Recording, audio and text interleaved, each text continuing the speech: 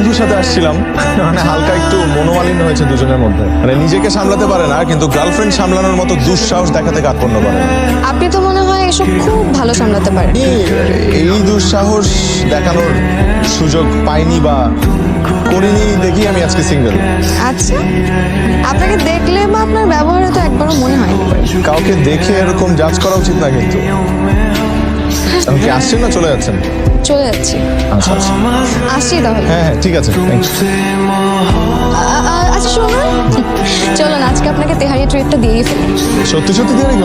মিথ্যা মিথ্যা তেহারি খাওয়া যায় নাকি? এভাবে বসেছেন কেন?